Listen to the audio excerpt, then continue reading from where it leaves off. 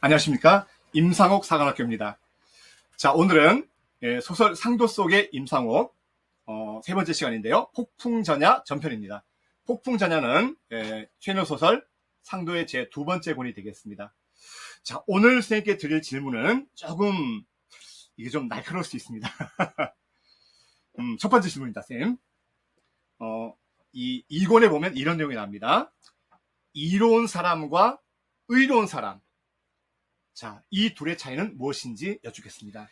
우리가 이거를 하다 보니까 평안과 편안 뭐 이래서 글자 한자 차이로 그 차이가 나는 걸 얘기를 하다 보니까 의로운 사람, 이로운 사람 하는 것도 그냥 발음도 비슷하고 그래서 듣는 분들이 몹시 헷갈릴 텐데 좀 그 구체적인 예를 들어서 얘기를 좀 쉽게 풀어가 보시죠. 뭐 이런 상황을 한번 설정해 볼까요? 박종일이라는 송상이 학부형이 되고 또 우리 그 임상옥이가 학부형이 돼서 자식들을 학교에 보냈어요. 그 학교에 시문이라는 그 아주 잘생긴 청년 하나가 전학을 왔는데 오자마자 아주 화제거리가 됐죠. 상록수도 쓰고 그날이 오면이라는 시도 쓰고 그래서 그날 밤에 아버지하고 얘기를 합니다. 임상옥한테 가서 자식이 아버지 오늘 시문이라는 학생이 왔습니다. 임상옥의 반응은 어땠을까요? 아주 훌륭한 학생이다. 그러면 박종일의 반응은 어땠을까요? 시문? 네 장사에 크게 도움이 되는 사람은 아니다.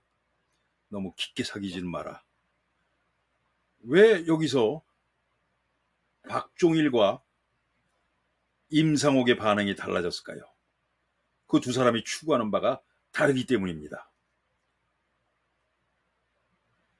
임상옥은 사람을 중시하고 사람이 중요하다고 생각하는 사람이기 때문에 의로운 사람은 이 아들의 길에 어떤 큰 등불이 될 거라고 믿은 반면에 박종일은 오로지 어떤 상업에는 이익만 있을 뿐이라고 생각하는 박종일에게는 시문이라는 학생이 오히려 지면 될지언정 도움은 되지 않을 거라고 판단한 겁니다. 의로운 사람과 이로운 사람이 이렇게 달라지는 것입니다. 선생님, 그러면 이로운 사람과 의로운 사람 어떤 구체적인 좀 예를 좀 알고 싶거든요. 지금 구체적인 얘기가 바로 그겁니다. 시문이라는 사람이 이 임상옥한테는 의로운 사람이었지만 이 박종일한테는 별로 도움이 안 되는, 이익에 도움이 안 되는 사람이라고 판단하는 것이죠. 선생님, 제가 시문 소설가지 않습니까? 예. 상록수라는 소설도 유명하죠. 예. 근데 이제 이분이 3.1운동 때 예. 고등학생의 신분으로 시를 썼습니다. 발표는 물론 나중에 했지만 제목이 그날이 오면이라는 시거든요. 예. 이 시를 제가 한번 낭송해도 되겠습니까? 한번 들어봅시다. 네, 자막을 띄우겠습니다. 시문, 그날이 오면, 그날이 오면, 그날이 오면은 삼각산이 일어나 도덩실 춤이라도 추고 한강물이 뒤집혀 용소숨칠 그날이 이 목숨이 끊기 전에 와주기만 하량이면 나는 밤하늘에 나르는 까마귀와 같이 종로의 인경을 머리로 들이받아 울리우리다.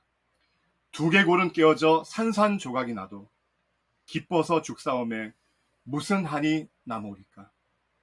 그날이 와서 그날이 와서 육조 앞 넓은 길을 울며 뛰며 뒹굴어도 그래도 넘치는 기쁨에 가슴이 미어질 듯 하거든. 드는 칼로 이 몸에 가죽이라도 벗겨서 커다란 북을 만들어 들쳐매고는 여러분의 행렬에 앞장을 서오리다. 우렁찬 그 소리를 한 번이라도 듣기만 하면 그 자리에 거꾸러져도 눈을 감겠소이다. 라는 시입니다. 굉장히 저절한 시인데요. 그러니까 이 시문 선생이 노래 불렀던 머리를 들이받고 몸에 가죽을 벗겨서라도 지키고 싶었던 그날은 왔습니다. 우리는 해방도 되고 독립도 됐습니다. 과연 우리가 해방이 되고 독립이 된 걸까요?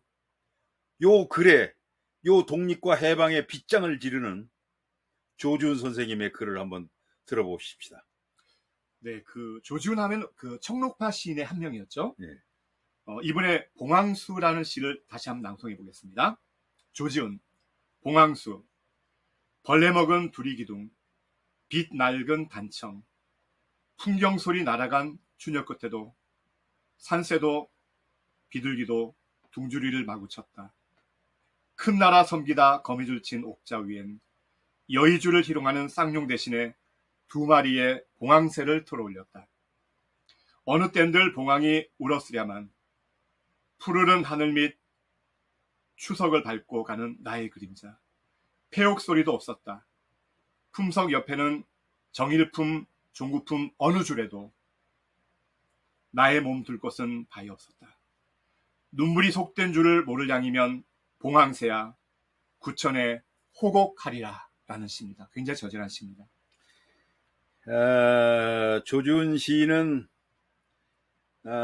우리가 쇠락해서 4대 찌들은 우리의 모습을 아주 비통하게 시를 통해서 그렸는데, 우리는 작은 나라입니다.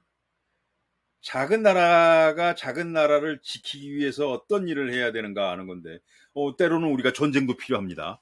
본때를 보여줄 필요도 있었겠죠. 우리가 본때를 심하게 보여줘서 고려 거란 전쟁을 끝내고 나서는 그 천하의 송나라의 소동파조차도 고려 사신은 받지 마라. 와서 너무 갑질들을 한다. 그러니까 그 고려 사신이 송나라에 가서 대국에 가서 갑질을 했다는 것은 어마어마한 위상이 있었다는 것을 보여주는 겁니다. 그거는 고려 가란 전쟁에 그 영토에다가 우리가 흘린 그 수많은 피해 대가였겠죠. 그 대가로 가서 갑질 몇 번 한 것으로 하기에는 너무나 그 대가가 참혹했습니다. 우리가 우리나라를 지키기 위해서 목숨을 바쳤던 그 몇몇 시간들이 헛된 것은 아닙니다. 예를 들어서 옆에 그 강력한 대국들이 우리나라를 엄습해 올 때 우리가 팔이라면 걔들은 그냥 파리채로 그냥 탁 쳐버리고 말 겁니다. 우리가 벌이라면 조금 고민하겠죠. 우리가 말벌이라면 조금 더 고민하겠죠. 저기 강감찬이 있는 동네야. 저기 이순신이 있는 동네야. 저기 양만춘이 있거든. 저기 무서운 놈들이 많은데야. 함부로 건드려서는 안 돼. 최소한도 우리가 말벌쯤은 돼야 그 사람들하고 강화협정을 맺거나, 또는 몽고 대제국조차도 이야 저게 당태종을 물리친 나라야. 그거 하나만 갖고도 불개토풍이라는, 우리가 속국으로 들어가긴 하지만 내부적으로는 독립을 인정해준다 하는 그런 약속을 받아낼 수 있었고, 쿠빌라이가 한 약속이기 때문에 원나라 내내 그 약속이 지켜졌는데, 우리로서는 그것이 최선입니다. 그렇다고 뭐 강대국하고 매일 싸움하다가 백성들을 어육으로 만드는 것이 옳다고 볼 수는 없어요. 따지고 보면 우리가 산동반도부터 시작해서 화북지방 거의 대부분을 장악했다, 우리 그 고조선 영역으로 비파형 동검이 나온다는 것은 뭘 말하냐면, 한동안 우리가 진화족을 교화시켰던 강력한 선진 문명을 갖고 있었던 우리 선조가 있었다. 그건 옛날 얘기입니다. 지금은 중국은 어마어마한 나라고 우리는 조그만 나라입니다. 한동안 우리가 일본을 도와서 일본을 나라를 세우자 싶었던, 그건 옛날 얘기입니다. 지금 일본은 우리보다 훨씬 더 강력한 나라입니다. 그러니 이 강력한 나라들 사이에서 우리가 독립을 유지하면서 손해를 보지 않는 그러한 협정을 우리가 맺어낼 수 있느냐. 또 하나, 저 나라를 건드려서는 안 돼. 저건 말벌이야. 이런 힘을 보여줄 수 있느냐. 그건 우리가 하기 나름입니다. 요즘 뭐 미국의 대사 누가 하나 왔다고 그냥 전부 다 몰려다니고, 시진핑이가 온다고 몰려다니고, 그럴 때마다 저는 아주 창피한 것을 느낍니다. 그 미국이라는 나라는 우리나라에 비하면 세워진 지 얼마 안 되는 신생국에 불과한 나라고, 중국은 우리가 옛날에 가르쳤던 나라고, 일본은 우리가 만들어준 나라예요. 그 조그만 나라들한테 우리가 그냥 고개를 숙이고, 지금은 우리가 힘이 적어서 가끔 가다가 우리가 청룡 대신 봉황도 틀어 올리긴 하지만, 그렇다고 자존심까지 그렇게 버려서 되겠는가 하는 개탄스러움이 있지 않습니까? 요즘 뭐 사람들 몰려다니고 하는 그런 거를 볼 때마다 그 참 자존심도 없는가 하는 안타까움이 있습니다. 선생님 잘 알겠습니다. 선생님 두 번째 질문 드리겠습니다. 예. 상도에 보면 그 주인공 임상옥과 조연을 맡은 박종일이라는 송도 상인이 또 나옵니다. 그러면 이 박종일이라는 이 상인은 상수를 대표하고 있고요. 그 다음에 주인공 임상옥은 상도를 대표하고 있습니다. 상술과 상도는 서로 배타적인지 아니면 서로 보완할 수 있는지 여쭙겠습니다. 상술과 상도의 관심은 영역이 다르죠. 완전히 그 차원이 다른 겁니다. 상술의 입장에서는 뭔가 물질적인 것, 보이는 세계를 만드는 겁니다. 그러니까 어떻게 하면 상술을 잘 발휘해서 내가 갖고 있는 재물을 더 불리느냐가 상술의 관심이고, 상도의 관심은 그거하고 상관없습니다. 뭐냐면 우리가 이렇게 돈을 버는 것은 무엇을 위한 것이다라는 아주 더 근본적인 질문입니다. 우리가 왜 이 돈이 필요한가? 이 돈을 가지고 우리는 무엇을 할 것인가? 이 돈은 우리에게 무슨 의미가 있는가 하는 더 깊이 있는 질문이죠. 그러니까 사실은 상술과 상도는 서로 차원이 다른 겁니다. 물론 상술을 하는 사람들이 상도의 입장에서 자기 자신을 점검할 수는 있을지 몰라도, 상술과 상도는 결코 시너지가 되거나 보완이 되는 관계는 아닙니다. 여기 이제 소설에서 박종일이라는 사람과 상도를 대표했던 임상옥이라는 사람이 서로 합력해서 시너지 효과를 나타내는 것은 그 두 사람의 관계지, 상술과 상도는 전혀 그런 거하고 관계없습니다. 관심의 영역이 다른 겁니다. 인간의 삶의 방식에 관심을 갖는 것이 상도고, 상술은 어떻게 하면 물질을 더 크게 만드느냐 하는데 관심을 갖는 것이니까 관심의 영역이 서로 다른 것입니다. 알겠습니다. 상술은 물질을 우선시하고, 또 상도는 사람이 먼저다, 이렇게 이해도 되겠습니다. 예, 그렇게 되는 셈이죠. 그러면 이 상술과 상도는 서로 보완적 관계가 아니고 서로 이렇게 전혀 다른 개념으로 가지고 있군요. 전혀 다른 개념입니다. 전혀 다른 개념이지만 뭐 서로 참고할 수는 있겠죠. 그런데 그게 시너지를 만든다든가 그러기는 좀 문제가 있죠. 왜냐하면 관심의 영역이 다르기 때문입니다. 그러니까 송상인 박종일한테 가서 오늘 시문이라는 좋은 학생이 들어왔는데, 그러면 아버지가 그 고개를 돌립니다. 그게 무슨 상관이냐?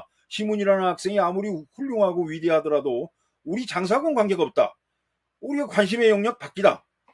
만약에 임상옥이한테 아들이 가서 얘기했다면 임상옥이 그럴 겁니다. 그런 친구하고는 가까이 사귀어서 우리의 삶을 더 풍요롭게 하고 우리의 삶에 나침반을 가져라 할 것입니다. 왜냐하면 임상옥이는 뭐에 관심이 있습니까? 올바른 삶에 대한 관심이 있는 사람이고, 그것이 우리가 장사하는 이유라고 생각하는 사람입니다. 알겠습니다. 선생님, 그러면 우리 임상옥 사관학교가 추구하는 것은 상술이 아니고 상도가 되겠군요.